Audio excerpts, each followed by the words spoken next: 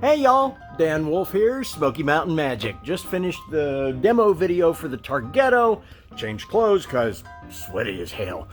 It's hot here. We are putting together the Targettos. We've got them ready to go. We've got a few ready to go. We're not going to be building hundreds of these things. You know, it's not going to be constantly in stock, and this may be the only run I ever do. But we're getting them packed up, and they pack into these cases just like this. The case holds everything. It holds the rolling base, the column, the platform, even the target. The whole target folds down flat for transport, so it's one solid unit. It also holds all of the little accessories that go along with it. The accessories, we do not include the straw. The straws are better if they're wrapped. Hit yourself a fast food joint and grab a fistful when they're not looking, or a restaurant supply store, anything like that. But the straw is not included. We do include the marshmallow though. We've got the marshmallow here, and it's not a real marshmallow, it's a fake marshmallow. We make these, Deb made these, and they actually look really, really good. You don't need ants in your prop case, so we provide a fake marshmallow so you don't have to keep trying to buy marshmallows and, oh my gosh, I can't do the trick, I forgot marshmallows. So we've got the fake one that goes along with it. There are also two houlettes. The houlettes are changeable. We've got the standard poker size, which we used in the demo. And they just come off with those little knobs, and then the whole thing lifts off the platform. There is the poker size, and we're also providing a jumbo size, so you can use this thing on stage. This is a great piece for stage. And so the cards and the houlette will come along with it in the kit. Also, there are two remotes that operate the effects. There are just 4 buttons on the remote. Because there are 4 effects. We offer 2 remotes, so that way you can have one and an assistant can have one off stage, just in case, you know, you forget to push a button. Or if you lose one, because I've performed, I understand, you lose stuff. So there are 2 remotes. They got a range of about 50 plus feet, close to 70 actually. So you've got plenty of range to work with. The kit also includes a charger because there are no batteries in this thing. It uses a lithium-ion battery cell, or power cell, that is rechargeable. You just take that out and Velcro that thing out, and then this there's a charger that plugs in so that it powers it up. You can take it out and charge it, or if you leave it plugged inside the unit, there's another plug right here that you just roll the whole unit next to a wall and plug the charger into that port, and it will charge the unit while it's still inside of the prop.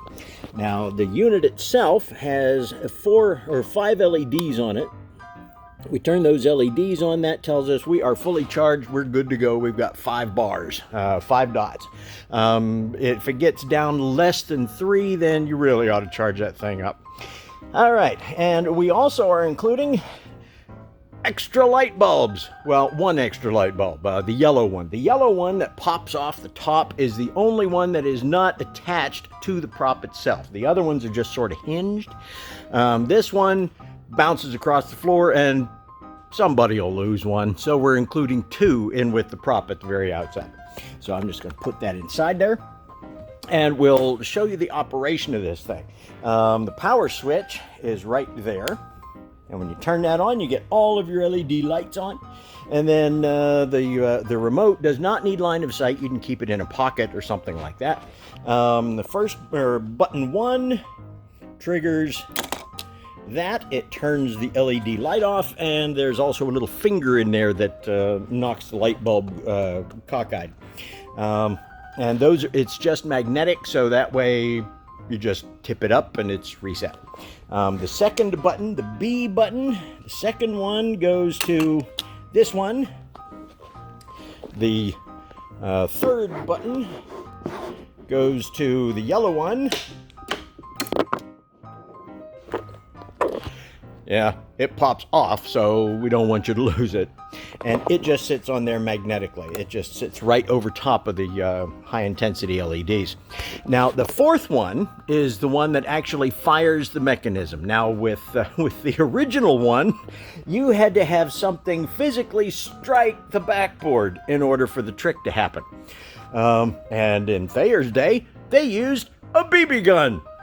You don't want to do that on stage. You got 3 rows in the front, going to lose an eye. You know, we don't do that. So instead, it's all remote controlled. It's electronic. There is a solenoid in there.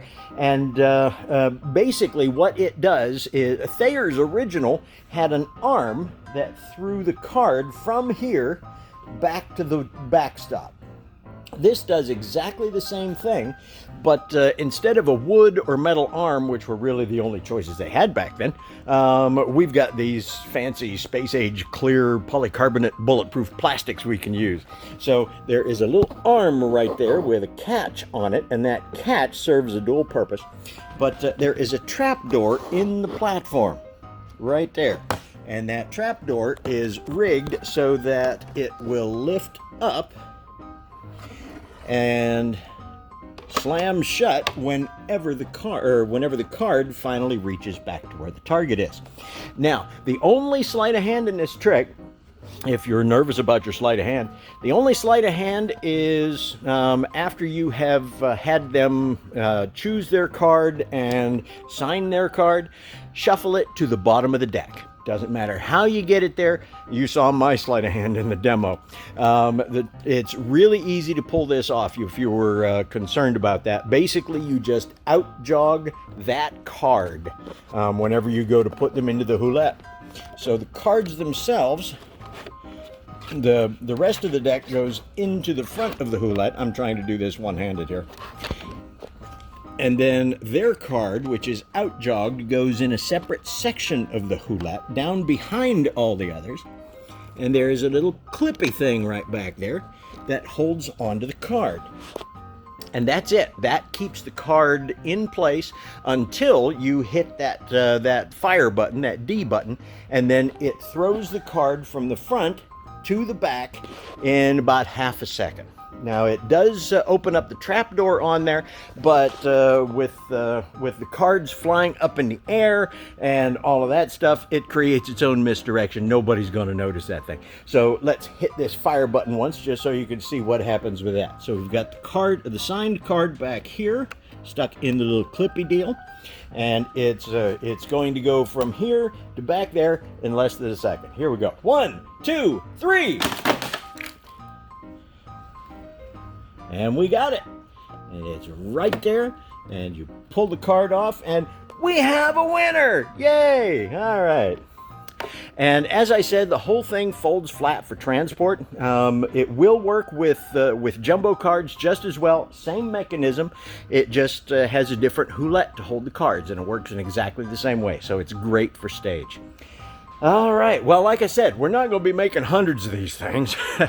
And I didn't really enjoy the process on the first ones, but I just wanted to see if I could do it, and by golly, we did.